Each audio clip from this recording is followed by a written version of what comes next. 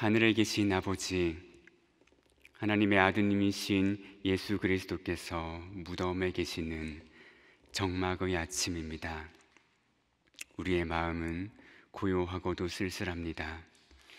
예수님께서는 무덤에 계시고 무덤 입구에 놓인 커다란 돌덩이가 예수님과 우리 사이를 가로막고 있습니다.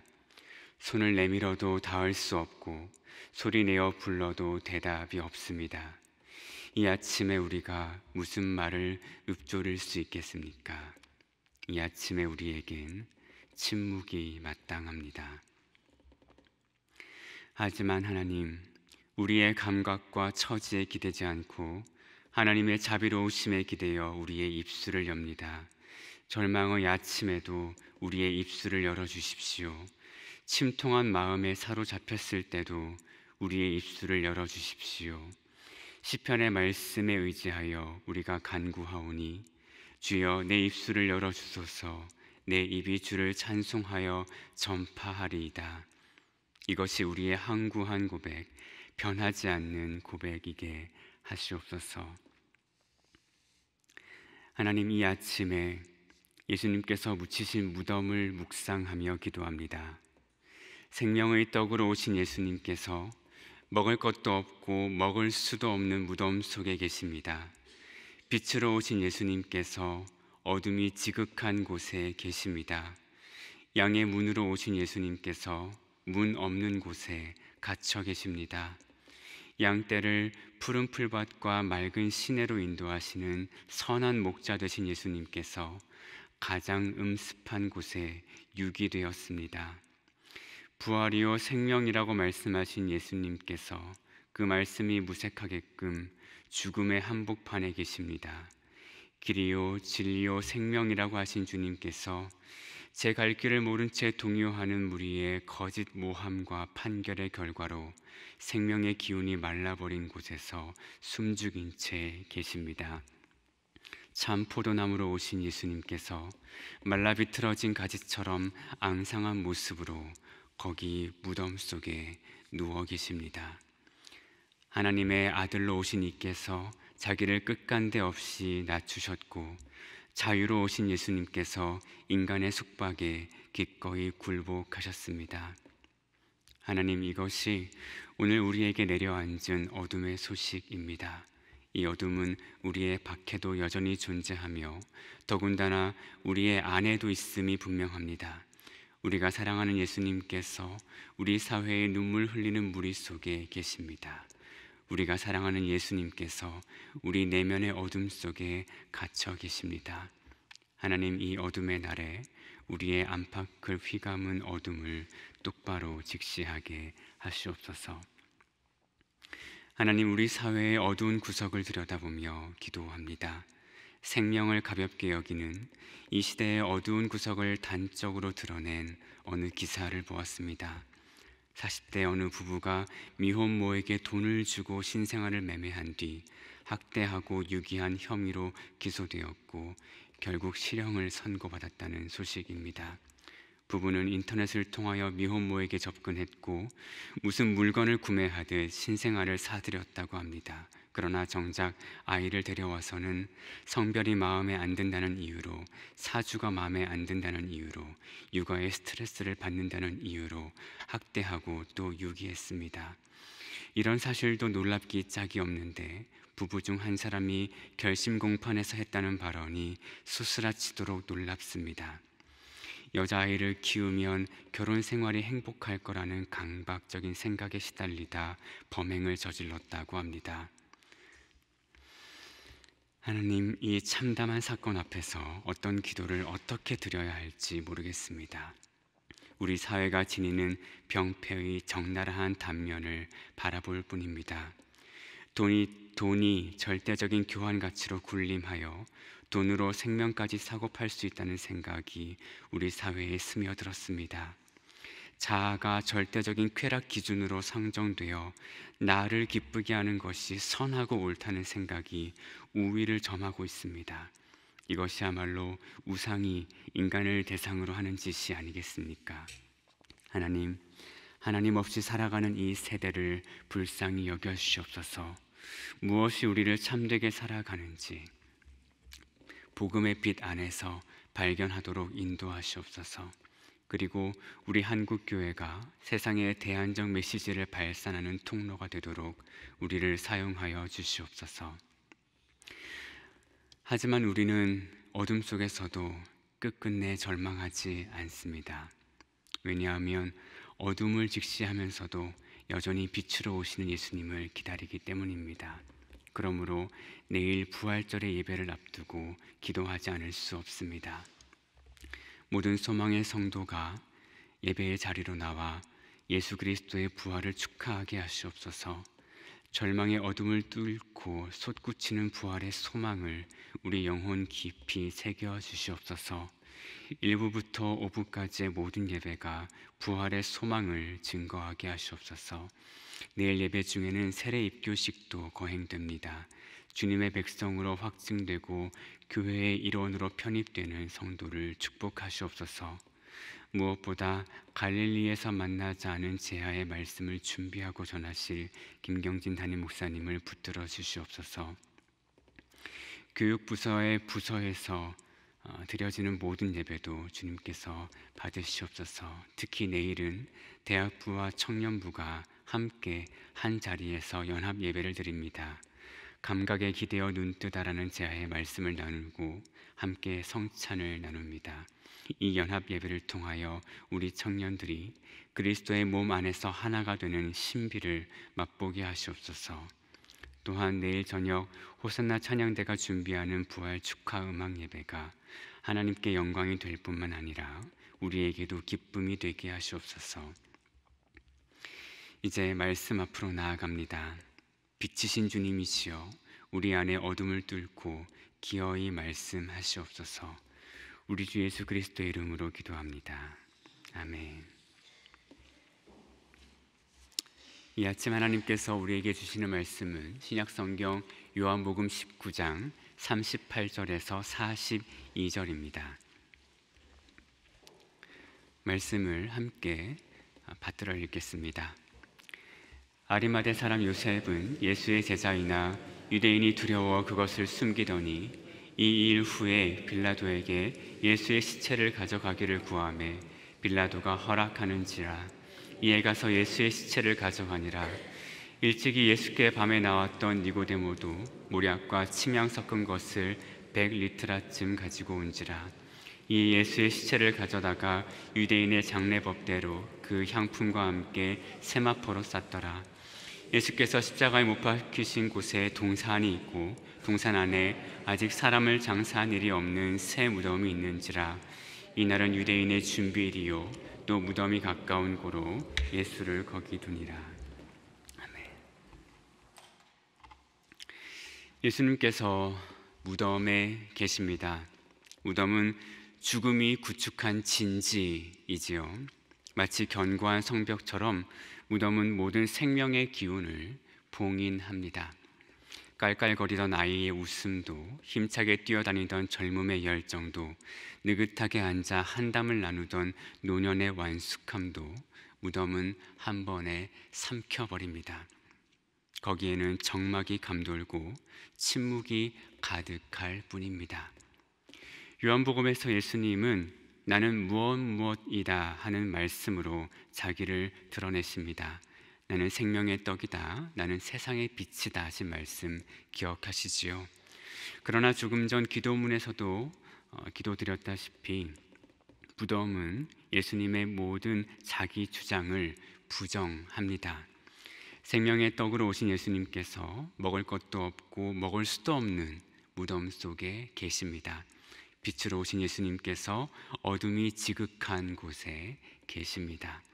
양의 문으로 오신 예수님께서 문 없는 곳에 갇혀 계십니다. 양떼를 푸른 풀밭과 맑은 시내로 인도하시는 선한 목자 예수님께서 가장 음습한 곳에 유기되셨습니다.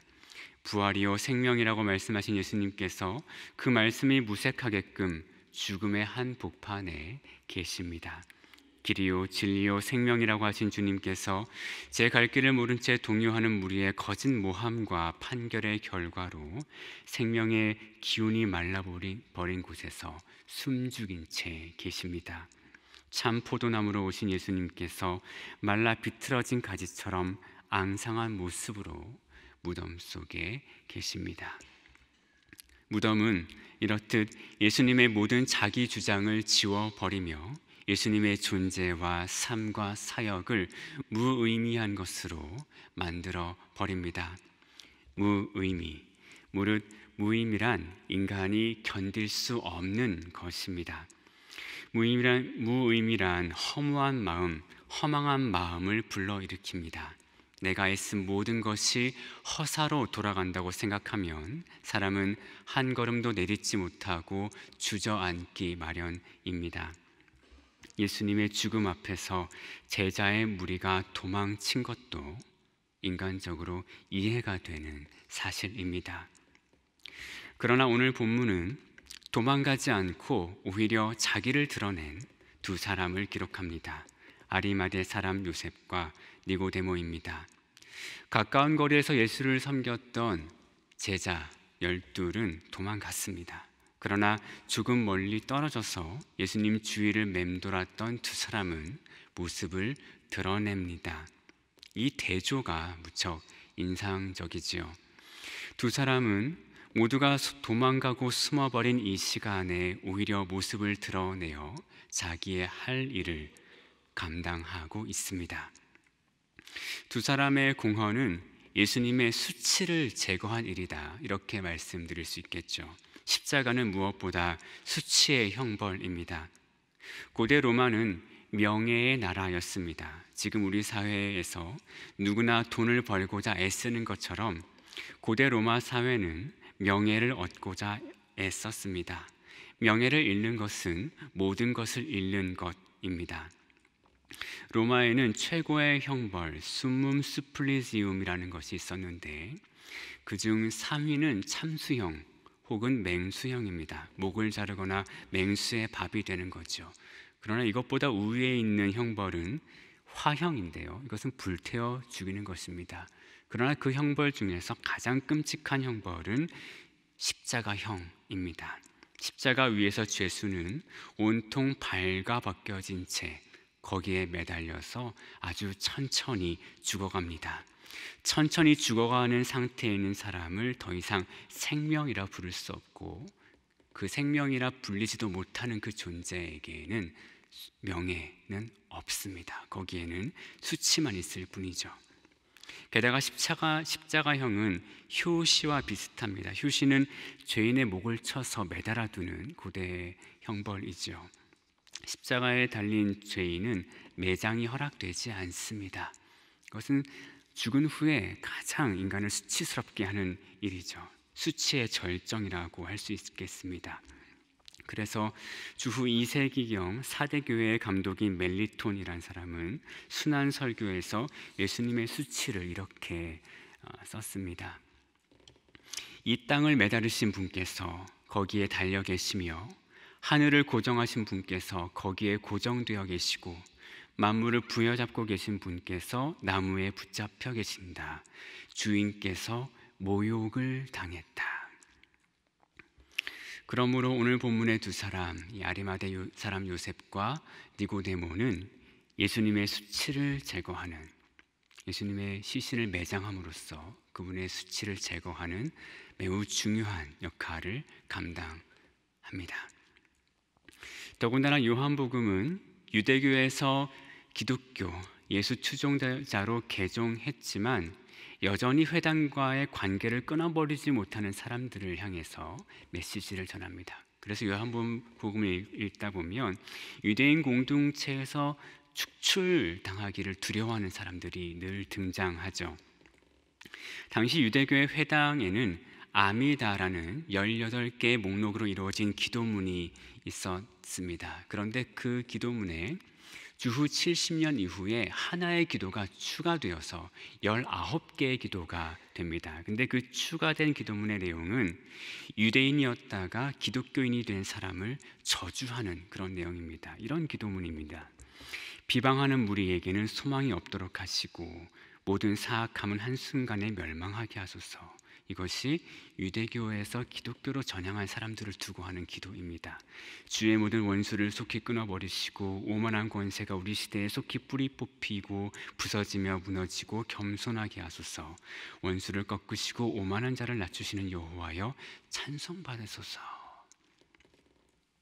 그래서 이 기도문을 소개한 학자의 글을 빌리면 이 저주는 회당에서 유대인들에게 의해 낭송되었기 때문에 예수를 믿은 유대인은 자기를 저주하거나 아니면 저주를 거부함으로써 자신의 신앙을 공개적으로 드러내어야 했다고 썼습니다. 그러니까 유대인이었다가 기독교로 개종한 사람은 유대교 회당에서 이 기도문을 읽을 때 이 저주의 기도문을 자기에게 돌리거나 아니면 이 저주가 의미 없다고 이 기도문을 부정하거나 이 두 가지 중 하나의 방식으로 자기를 드러내야 했다는 것입니다. 그러므로 아리마대 요셉과 니고데모는 예수님의 시신을 수습하는 그 행위를 통해서 자기가 어느 편에 속해 있는지를 여실히 드러낸 셈입니다. 이제 그 두 사람은 건널 수 없는 강을 건넌 셈입니다. 두 사람은 자신의 지위와 자신의 재물을 이용해서 예수님의 수치를 제거했고 자기가 어느 편에 있는지를 드러냈습니다. 참 선한 일을 했다고 그렇게 말할 수 있습니다. 이 두 사람을 보면서 마치 우리 소망교회 성도님들을 보는 것 같았습니다. 우리 교회 성도님들께서도 좋은 자원을 갖고 계시죠. 지위와 물질을 가지고 계십니다. 그리고 그것을 하나님께서 원하는 일이라면 언제든 사용할 용의를 또한 가지고 계십니다. 어려움을 당한 교회, 선교사님 또 여러 사람을 돕고자 하십니다. 돕는 일에 가장 재빠른 모습을 제가 늘 보고 있습니다. 오늘 본문의 아리마대 요셉과 니고데모가 한 일과 비슷하지요. 참 선한 일입니다. 그러므로 여러분, 하나님께서 여러분에게 주신 온갖 좋은 것으로 선한 일에 힘쓰시기를 바랍니다.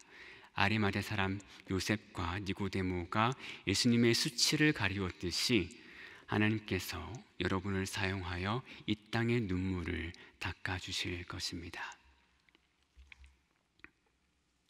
그리고 여기까지가 오늘 본문을 읽는 첫 번째 방식입니다. 저는 이 방식도 좋다고 생각하는데 이제는 다른 방식으로 본문을 읽어보겠습니다. 두 번째 읽기를 시작하는 질문은 이렇습니다. 두 사람은 과연 예수님의 길을 온전히 따랐을까요?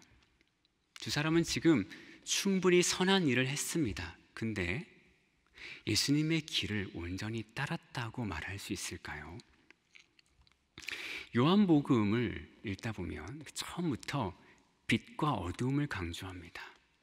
예수님은 빛이시고 예수님을 따르는 사람도 어둠에 다니지 않는다 이런 말씀하시죠. 그래서 요한복음 8장 12절에 예수께서 또 말씀하여 이르시되 나는 세상의 빛이니 나를 따르는 자는 어둠에 다니지 아니하고 생명의 빛을 얻으리라고 말씀하십니다. 이 말은 이렇게 말할 수 있습니다. 예수님은 자기에게 다가오는 사람에게 이런 걸 요구하시죠. 온전히 새로운 존재가 되어 나를 따르라.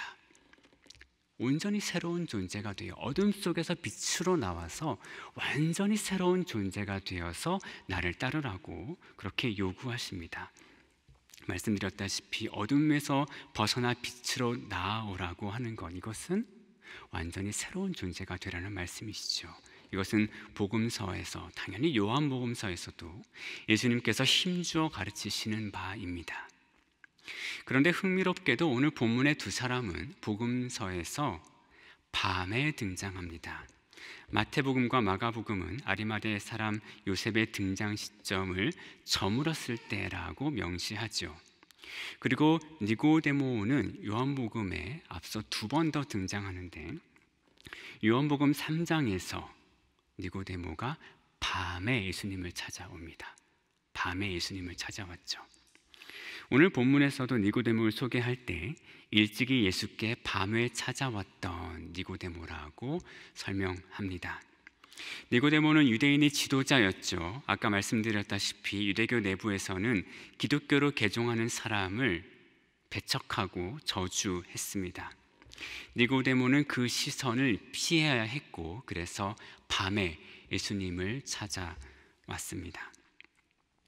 요한복음에서 니고데모는 예수님에게 관심이 있고 그가 새로운 존재라는 것도 알아차립니다만 그 관심은 어디까지나 소극적입니다. 요한복음 7장에서 대제사장과 바리새인 무리가 예수의 미혹된 무리, 그들 입장에서 미혹된 것이죠.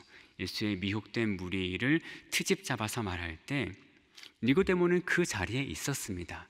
그리고 예수를 변호하긴 했어요. 그러나 매우 소극적으로 변호했던 모습을 우리가 볼 수 있습니다.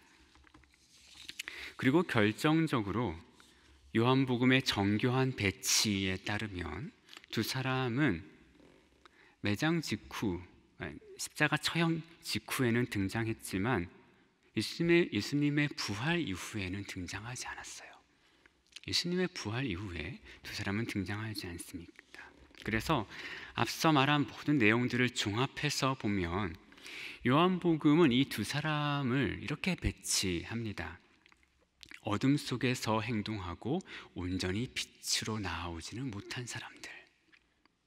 그들은 충분히 선한 일을 했고 좋은 일을 했습니다.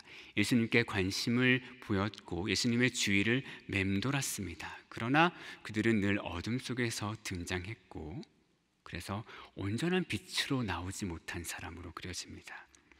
이 본문을 해설한 어떤 학자의 글을 제가 잠시 읽어드리겠습니다. 니고데모는 회당 안에 있는 사람들을 상징한다. 즉 예수에 대해 깊은 감명을 받았으면서도 이 복음서 저자의 믿음에 의하면 그리스도를 체험함으로써 변화될 수 있는 마지막 걸음을 내딛지 못하는 회당 안의 사람들, 심지어 회당의 지도자들을 상징한다. 따라서 그는 빛보다 어둠을 선호하는 사람이었다. 그래서 요한은 그가 밤에 예수를 찾아왔다고 말한다. 요한복음 저자에게 어둠과 밤은 강력한 이미지들이고 언제나 빛과 낮에 대비되는 것이었다. 반복하여 말씀드리지만 두 사람은 선한 행동을 했습니다. 칭찬받을 만한 행동을 했습니다. 그러나 거기까지였습니다. 두 사람은 예수님께서 근본적으로 명령하신 바에는 이르지 못했습니다. 그 두 사람은 예수님의 수치를 제거하는 것으로 예수님께 큰 도움을 드렸지만 그러나 예수님께서 진짜로 원하시는 것까지는 나아가지 못했습니다. 그것은 무엇입니까? 존재의 새로움이지요. 새로운 존재가 되는 것, 거듭나는 것입니다. 두 사람은 거기까지는 다다르지 못했습니다. 부활 이후에 예수님은 제자 무리, 그러니까 자기를 버리고 갔던 그 제자 무리에게 나타나셔서 이렇게 말씀하지 않으셨어요. 너희는 왜 내 시체를 매장해 주지 않았느냐? 이렇게 혼내지 않으셨습니다. 또 너희는 왜 도망가지 않았느냐고 추궁하지도 않으셨습니다. 예수님은 도리어 제자 무리의 두려움을 끌어안으시면서 너희에게 평화가 있기를 빈다. 아버지께서 나를 보내신 것 같이 나도 너희를 보낸다고 말씀하셨습니다. 예수님께서 제자 무리에게 원하셨던 바는 분명합니다. 내가 해온 것을 너희도 하여라. 내가 갔던 길을 너희도 따라라. 이전의 모습은 잊고 새로운 존재가 되어라. 새로운 존재가 되어 나의 뒤를 따라라. 이것이 예수님이 진짜로 원하시는 것입니다.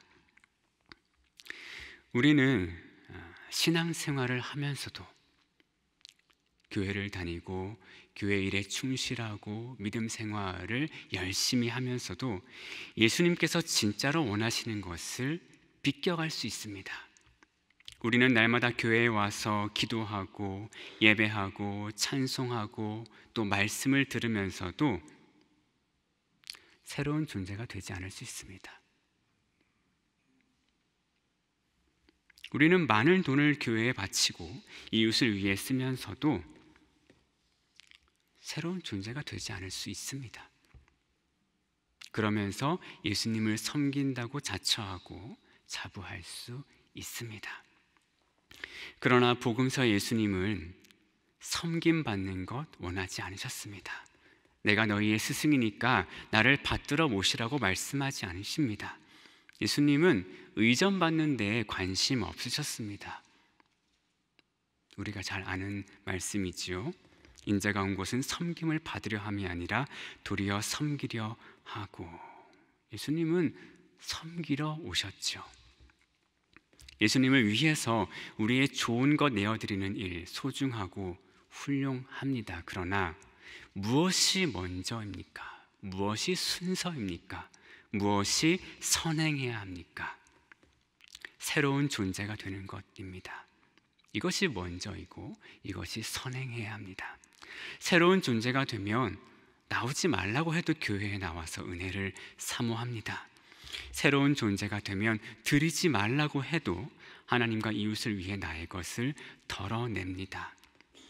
새로운 존재가 되는 것이 먼저이고 그 뒤에 온갖 좋은 일, 온갖 선한 일이 뒤따르기 마련입니다.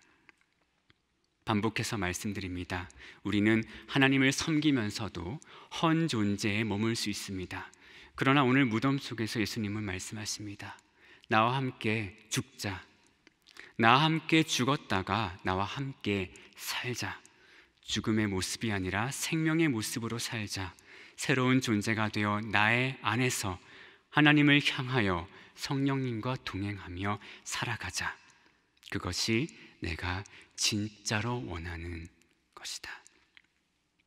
이 아침 예수님의 참 뜻을 받들어 모시는 저와 여러분이기를 간절히 빕니다. 아멘. 기도하시겠습니다. 하늘에 계신 우리 아버지, 아버지의 이름을 거룩하게 하시며 아버지의 나라가 오게 하시며 아버지의 뜻이 하늘에서와 같이 땅에서도 이루어지게 하소서. 오늘 우리에게 일용할 양식을 주시고 우리가 우리에게 잘못한 사람을 용서하여 준 것 같이 우리 죄를 용서하여 주시고 우리를 시험에 빠지지 않게 하시고 악에서 구하소서. 나라와 권능과 영광이 영원히 아버지의 것입니다.